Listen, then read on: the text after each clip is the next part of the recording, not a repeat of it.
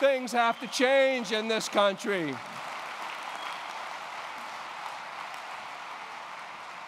We decided that the way to get the economy moving again was to turn our backs on the middle class and the poor and make the rich even richer. Well, guess what?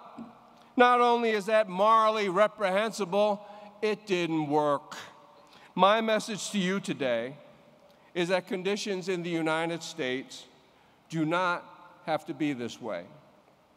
We have the power to change them, but that will require a very heavy lift. In fact, a big fight. My message to you today is that we have to make that fight. We have to make our stand. I was once in the service, and I have tremendous respect for our men and women in uniform. But you don't have to be in the armed forces to fight for America. We need to fight for it, all of us, right here, right now. And we can start by raising our voices, by letting everyone within earshot know that what's happening in our country right now is not all right. It's not all right to keep giving tax breaks to the richest among us, the millionaires and billionaires, while working families are lining up at food pantries in Ohio and Pennsylvania and Missouri and Arizona and New Jersey.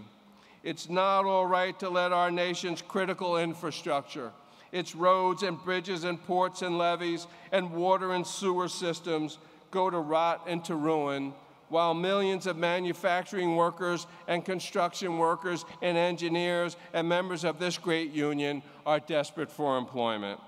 You look in one direction and you see an infrastructure that needs $2 to $3 trillion worth of work.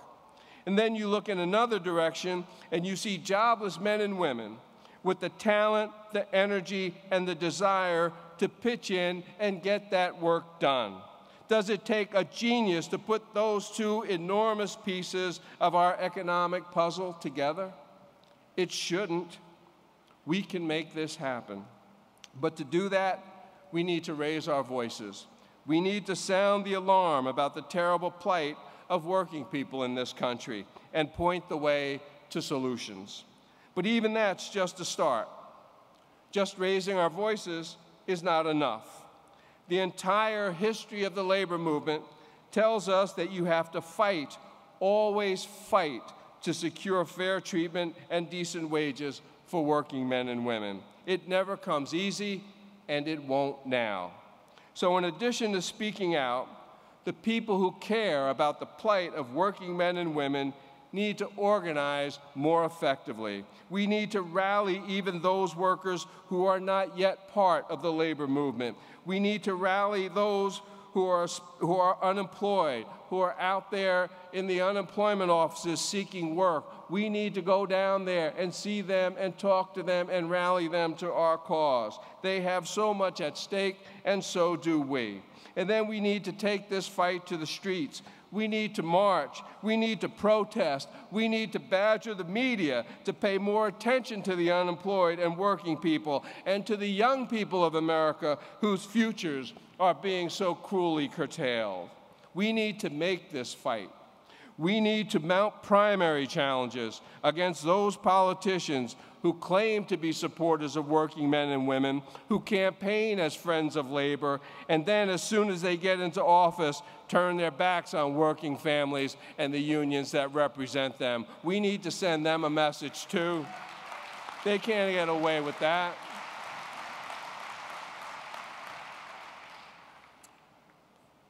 This is not a fight for the faint of heart.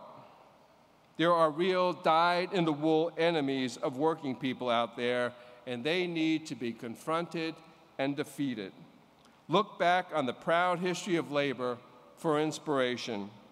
John L. Lewis said, "Organize the unorganized." That was never more important than right now. Roger Baldwin said, "Rights are not handed down from above, they are forced by pressures from below." And then, of course, there was Frederick Douglass's unforgettable insistence that power concedes nothing without a demand. It never has, he said, and it never will. We have to keep that in mind as we make this fight, and we do have to make this fight.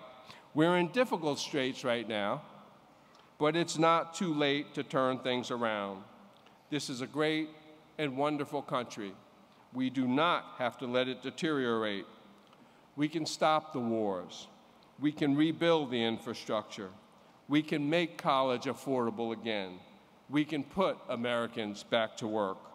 We can do all these things and more, but not by remaining passive, not if we perceive ourselves as powerless.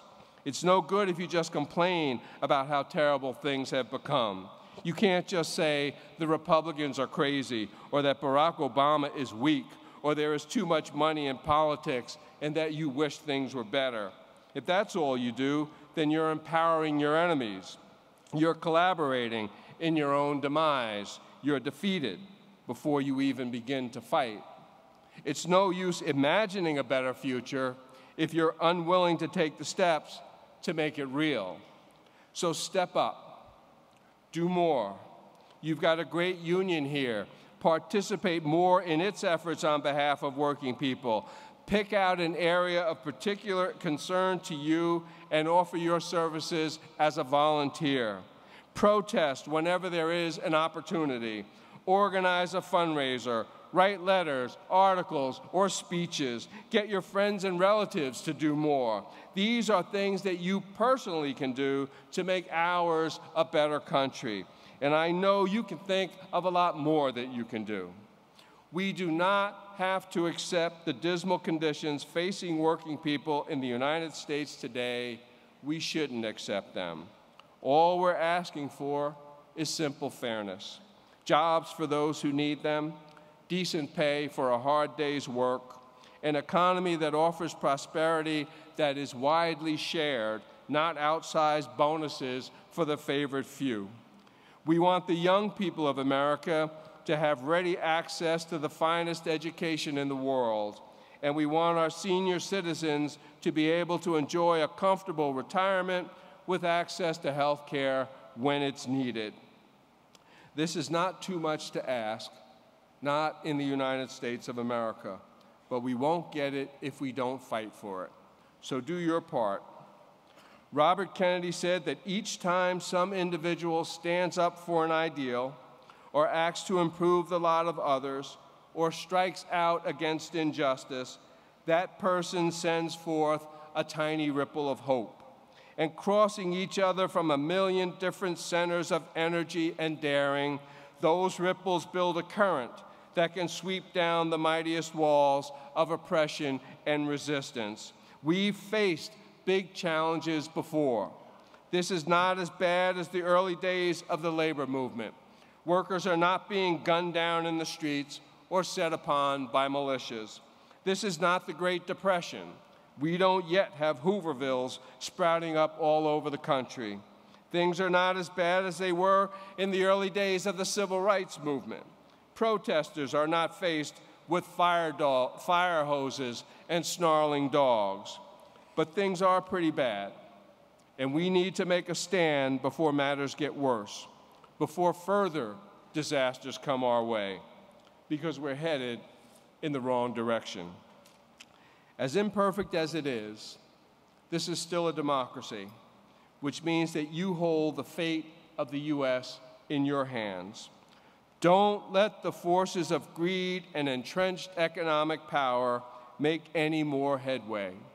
Don't let them turn working people against one another, union members against those who are not yet organized, the middle class against the poor, blacks against whites. Don't let them do it. Don't let them deter you from the most important fight of our time. Take your cue from Bobby Kennedy and make your personal stand against injustice. Send out that tiny ripple of hope. Let it join with the ripples of hope that I send forth, and those of your sisters and brothers in the union movement, and all those other fighters across this country who are committed to economic justice and fairness and the dignity of working people. Let those ripples merge with the energy of the young people who have so much to contribute to our society, with your sons and daughters and nieces and nephews, and with all the other good men and women of America. There are so many millions of of them, millions of good people, pretty soon, the collective power of all those ripples will create the giant, unstoppable wave that will carry us into a better American future. I really believe that. The important thing is not to give up, not to lose faith, and never forget the tremendous power that is in your hands. Thank you so much. Thank you very much.